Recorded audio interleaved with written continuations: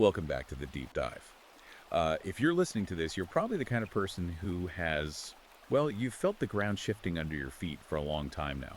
Yeah, absolutely. You walk into a meeting or a classroom or maybe even your own living room, and you get this feeling that the rules of engagement have just been completely rewritten. Right, but nobody actually sent you the new manual. Exactly. You just keep getting penalized for these infractions you didn't even know existed. Yeah. So today, we are going to look at a document that claims to be that missing manual. And just a fair warning to everyone, it is not a polite guide to modern etiquette. No, not at all. It's explicitly framed as a counterinsurgency manual for a war you might not even realize you're fighting, especially if you're a man trying to navigate modern society.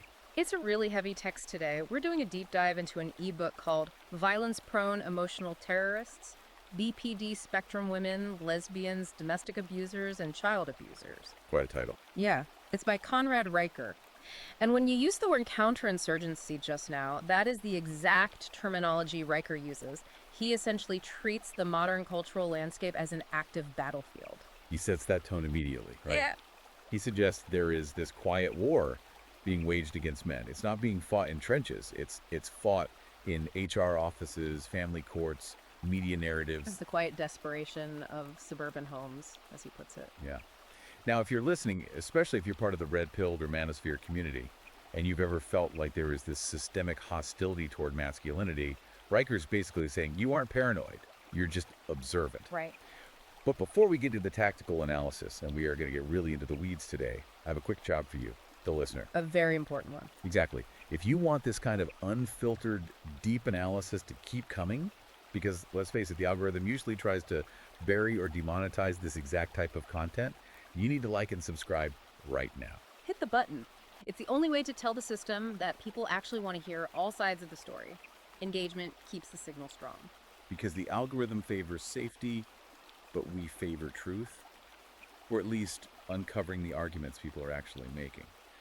So let's set the mission for today. Riker has spent, 20 years analyzing the history of our institutions? Yeah, about 2 decades looking at what he calls the rot inside the West, specifically focusing on the time before those institutions were, in his view, captured by feminists and Marxists. And his central thesis is bold. He argues that what we broadly call leftism today isn't really a political stance about taxes or healthcare. No, he claims it is literally the female psyche, externalized, scaled up, and weaponized against men. Which is a massive claim. And just to be clear up front, our goal here is to impartially report on what's in this source material. We are endorsing these viewpoints, but we are going to unpack exactly what Rikers are doing because it's a fascinating, ultra-long, incisive analysis. It really is. And to understand his claim, you have to look at how he defines that psyche. He isn't saying every individual woman is a leftist. Right. He's talking about specific psychological traits. Things like prioritizing safety over freedom, consensus-seeking behavior, and using social shaming as the primary enforcement mechanism. He argues that those traits might be totally functional in a small, prehistoric family unit. Exactly. But he says when you make them the operating system for a government or a trillion-dollar corporation, you end up with a totalitarian structure designed to crush masculine independence. Now, this is a very dense book. It's loaded with charts, court cases, data. We're giving you the strategic overview today. But if you really want the full arsenal, The graphs on domestic violence, the legal precedents. yeah, you need to go to Amazon Kindle or Google Play Books right now and buy Violence-Prone Emotional Terrorists. You are really going to want the source material in your hand to follow along with the scale of this argument. Absolutely. So where should we start? Let's start with the weapon system Riker identifies. If this is a war, what are the bullets? He introduces this concept called GSR. Right, GSR. That stands for gossip, shaming, and rallying. Break that down for us. Well, Riker argues that evolutionarily, men engaged in direct conflict. If guys had a problem, they fought or argued, settled it, and moved on. High risk, high reward. Right, it's out in the open. But women, according to the book, evolved to use indirect aggression to manage the tribe. That is GSR. Gossip, shaming, rallying. Exactly. You whisper to destroy a reputation, which is the gossip. Then you socially isolate the target to make them vulnerable, that's the shame. And finally, you get the group to attack together so no single person takes the blame. That's the rally. So in a village 5,000 years ago, that keeps people in line. But Riker's point is that we don't live in villages anymore. No, we live in the GSR industrial complex. He says when you take that biological instinct and pair it with Twitter, TikTok, or a massive corporate HR department, it becomes a nuclear weapon. A single accusation scales globally in minutes. He uses the Aziz Ansari case from a few years back as the perfect example of this. Oh, I remember that. That was everywhere. By all legal accounts, the book points out, that was just a bad date. Signals were misread, it certainly wasn't a crime. But the GSR complex activated.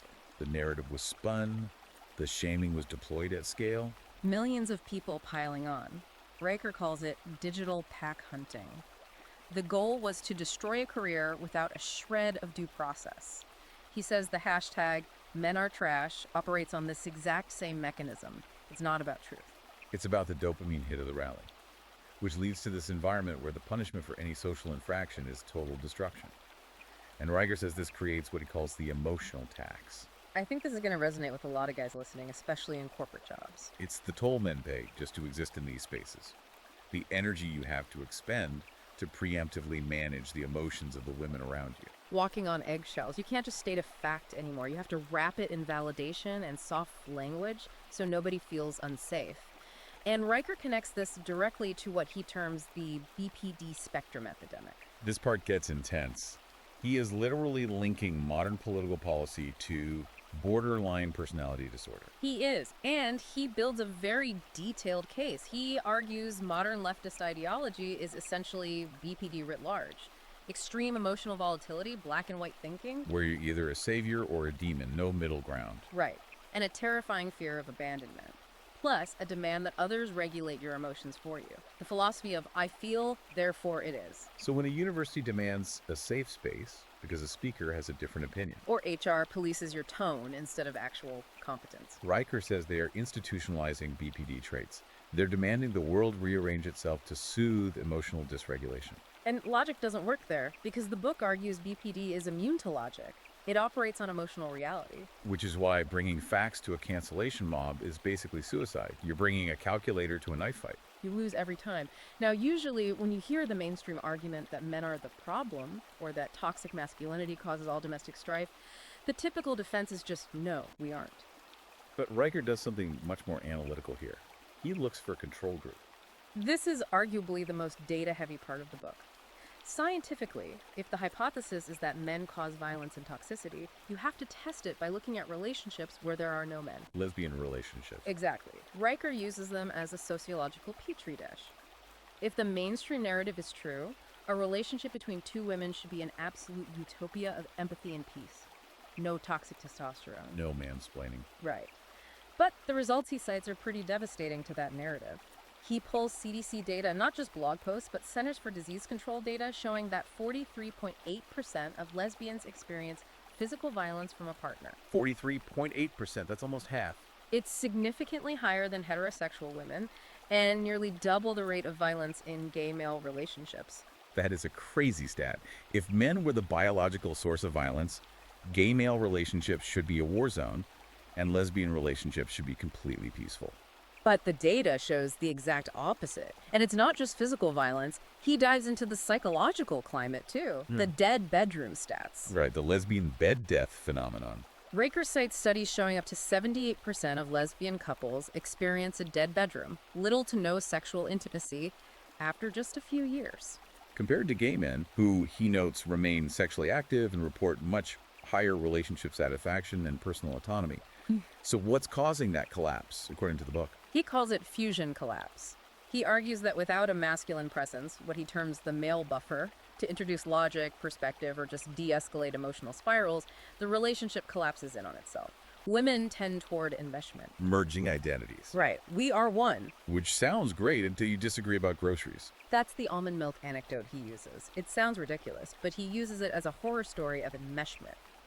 A couple has a massive apartment-threatening blowout because one of them forgot the almond milk. Because in that state of fusion, forgetting milk isn't a logistical error. No, it's processed as an emotional betrayal. It means you don't care about me. Whereas gay men, the book argues, prioritize autonomy. They have a problem, they fix it. They mimic healthy masculinity. Exactly. Riker's point with the control group is that what we often label as toxic masculinity, autonomy, stoicism, logic, is actually the glue keeping society functional. Remove it, and you get high violence and stagnation. Okay, so if the female psyche creates this kind of instability in private, what happens when it captures our institutions? That brings us to the institutional capture segment. This is where it hits daily life. He traces a timeline starting in education.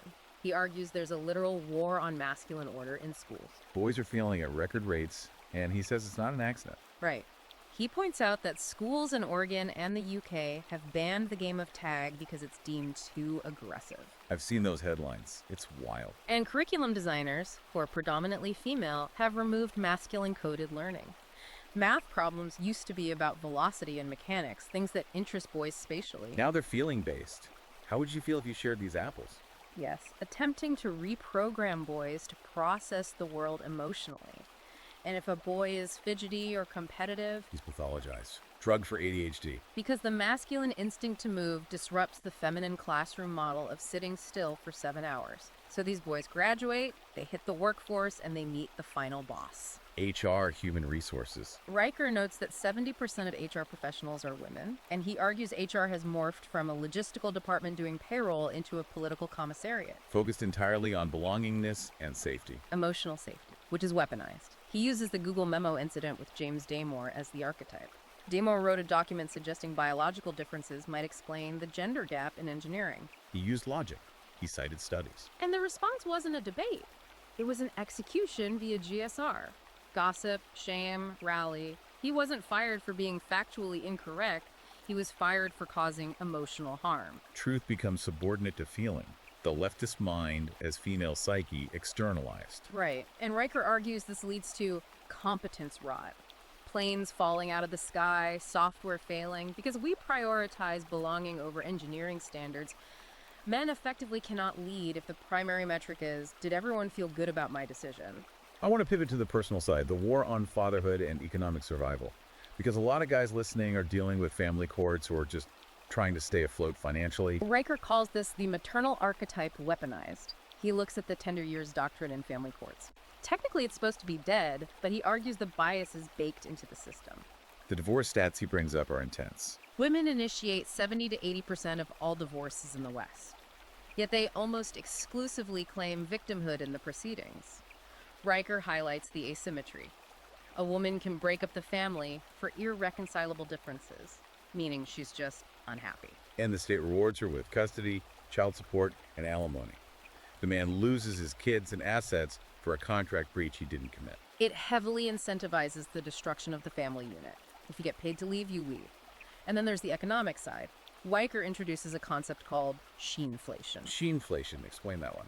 Well, women control roughly 80% of consumer spending, but they carry significantly more debt than men. Riker says they fall into the consumerist trap. The whole I deserve it marketing angle. Exactly. Spending becomes an emotional pacifier. A $3,000 handbag isn't for carrying things, it's for dopamine and status within the GSR network. And so sheenflation is the result of that. Yeah. Yes, an economy driven by female consumerism focuses on fast fashion, luxury brands, endless decor updates, high-margin, low-utility goods. It creates a bubble of fake value. Meanwhile, men work the dangerous infrastructure jobs to produce the resources backing that spending. Men produce, the system encourages women to consume. There's also a controversial legal angle he touches on here, the hormonal hijack. Oh, the hysterical alibi. Riker points out a rising trend where biological femmes like PMDD or the luteal phase are used as legal defenses for female violence. It wasn't me, it was my hormones. But if a man said, I punched him because of my high testosterone, they'd throw the book at him. Right, it's a massive double standard in the text. Female biology excuses bad behavior, but male biology is a weapon to be suppressed. Men are held responsible for their actions and women's emotional reactions. So where does this all end? If schools pathologize boys, corporations fire truth tellers, courts incentivize divorce, and the economy is built on debt consumption, what's the end game? Riker's final segment is literally called The Collapse of the West. He looks at demographics in feminist utopias like Sweden or Iceland. Egalitarian policies, but birth rates are crashing. He calls it civilizational suicide. He uses a brutal economic term. He claims that under modern feminism, women have become net negative economic agents. Okay, unpack that because that's a heavy term. His argument is that a society needs production resources, infrastructure, and reproduction. When women abandon the family unit for corporate email jobs, DEI consulting, administrative bloat. Roles that don't produce tangible value. Right? He says they become tax consumers, not generators. They aren't reproducing, and they aren't producing essential resources. Plus, the state taxes the productive class, mostly men doing hard labor, to subsidize this administrative welfare state. So you have a shrinking population, a shrinking productive workforce, and a massive class of administrative consumers. It's mathematically terminal, according to Riker. The system eats itself unless there is a massive reassertion of masculine sovereignty. He's saying the system isn't broken. It's functioning exactly as designed to extract resources from men. And keep them compliant by demonizing them. He believes a hard reset is coming because reality bats last. You can ignore biology and economics for a while, but eventually the power grid fails. So this book is really handing the reader a pair of glasses to see the matrix. It's the ultimate red pill. Once you grasp GSR, you'll see the rally forming on Twitter, and you'll know not to engage. Once you see the control group data, you can't accept the lie that men are the root of domestic toxicity. You look at a couple fighting over almond milk and think, fusion collapse. Exactly. And that is why you can't just listen to this deep dive and move on. We've hit the highlights, but the data in violence-prone emotional terrorists is weapon grade. You need the charts and citations to arm yourself. You really do. Go to Amazon Kindle or Google Play Books right now. Buy the book. Support Conrad Riker because he's doing the analytical work most researchers are terrified to touch. And I want to leave the listener with one final provocative thought that builds on all this. Go for it. Riker presents the lesbian relationship as the control group, a world without men. And that control group, per the CDC, is fraught with higher violence and instability. So, if the world without men actually looks like chaos, what does that say about the future of a society systematically trying to remove male influence from every single hall of power? That is the ultimate question. Are we heading toward utopia or a burning apartment over a carton of almond milk? The data suggests the fire's already started. Make sure you follow the author for more. Go to Substack and follow @Conrad Riker. Do it right now to get the updates we can't always share here. Knowledge really is the only shield you have. And if you want us to keep bringing you these deep dives, you know what to do. Like, subscribe, and share this with a friend who needs to hear it. Thanks for listening. Keep your eyes open, and we'll see you next time.